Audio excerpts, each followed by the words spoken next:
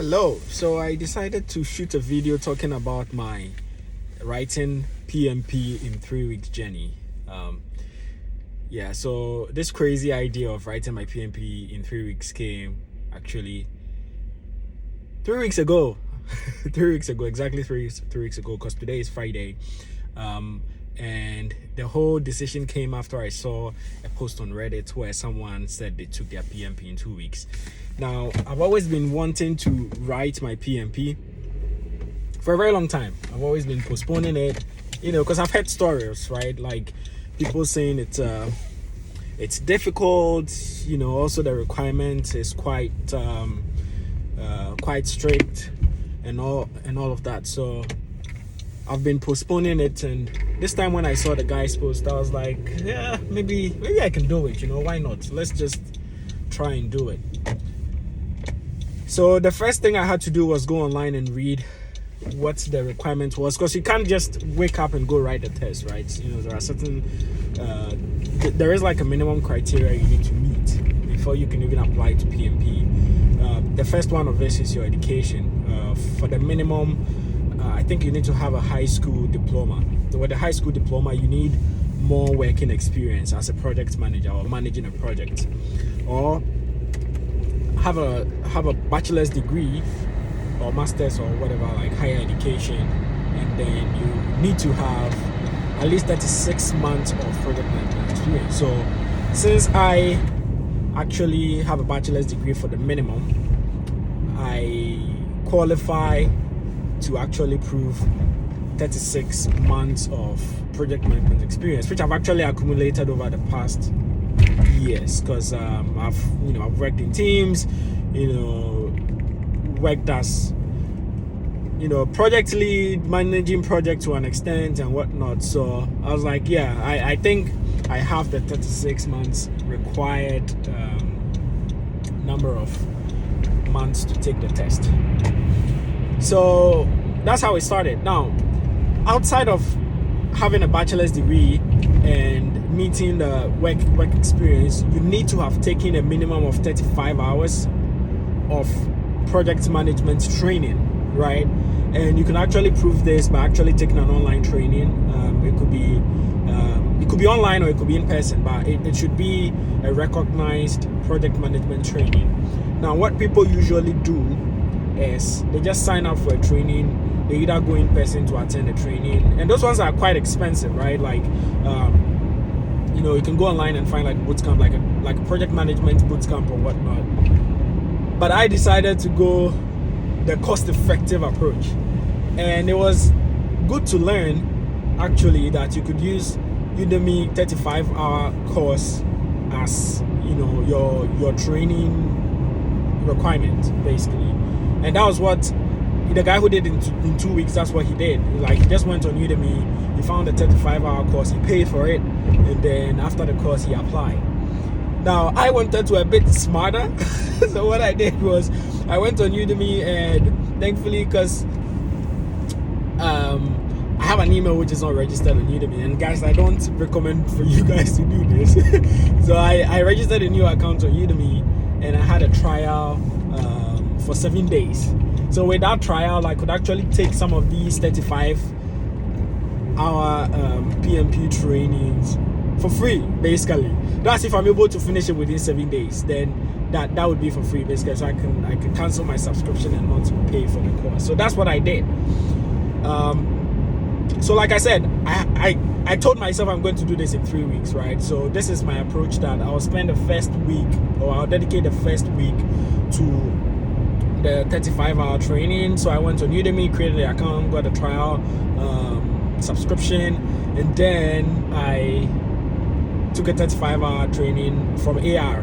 AR is one of the popular guys. He's Andrew something. He's very good actually. So I took his course. I was able to accelerate, because most of the things that he was talking about, I already know them, especially the agile component, because I've been a Scrum Master for a very long time. So the agile component wasn't really a big deal.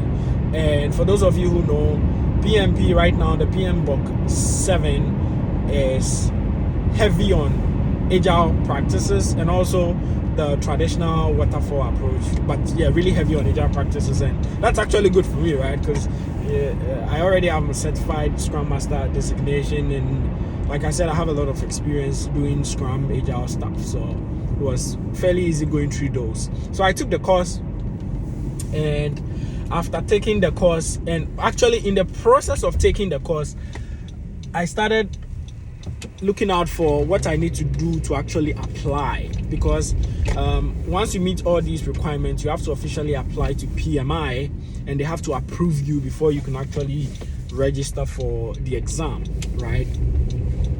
So I was reading around, still taking the training. By the end of the 1 week, I think a day before the 1 week actually, I had finished the 35-hour course and I got my certificate. Yay! I was very happy about that.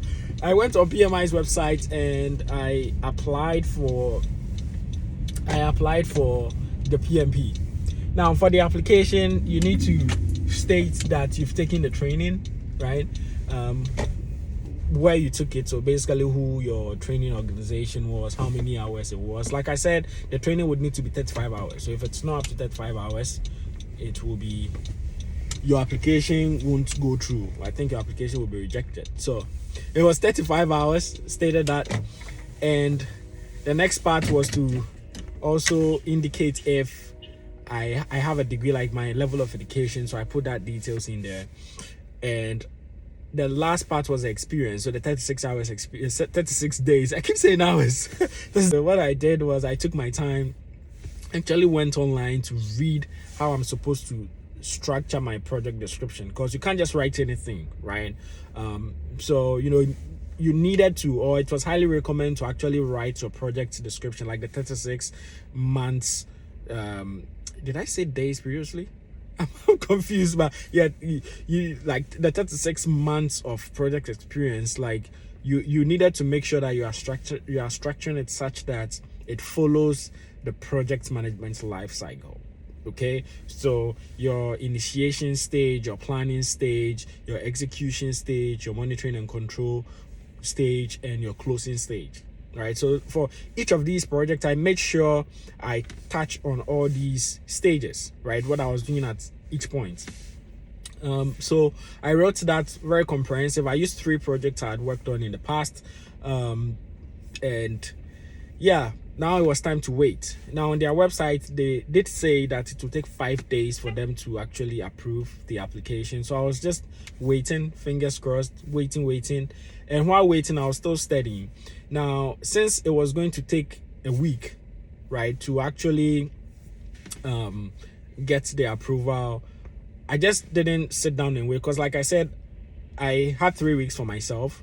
The first week was taking that 35-hour training online on Udemy, and then once I got the certificate, I put in the application, which was going to take 5 days. So the second week is almost gone. So while waiting, I was reading around, still trying to skim through the PM book and watching some videos on YouTube and whatnot. But I found this resource, actually a thread or a group on not a thread, I would say a group on Reddit. It's PMP. So if you go on Reddit and you search PMP, I think it's the biggest PMP group in on Reddit. So I joined that, and I saw a lot of people were talking about how they were able to ace the exam and what some of the things that they did, and people were highly recommending the study hall subscription. So study hall is basically PMI's own practice platform or application where you can get to practice and actually learn, like have access to material, videos and whatnot. So I was like, okay, yeah, I think it's worth it, because a lot of people were saying that study hall, like the practice test and practice questions in study hall, are very, very similar to what you would encounter in the actual exam. So I was like, okay, let me go for it. They have two subscription options. They have the study hall essential and I think the study hall plus. Plus, you have access to a lot of questions compared to essential. I decided to go for essential because also it was cheaper. I didn't want to spend a lot of money. So I actually went for that option. I think it was 49 US, if I'm not mistaken. I'm in Canada, so convert it to CAD plus HST or GST, depending on where you live. paid for that, and then I started practicing in the second week. There are 15 mini questions. Oh, sorry, mini practice exams actually. I took those 15 of those 15 questions each, and there are 2 big mock exams, 175 questions. So I did those. I did the mini ones, and there were some flashcards and whatnot that I also went through. While doing that, I was watching some YouTube videos as well in order to prepare. It's very important to know the PMP mindset or project management mindset. That will help you a lot.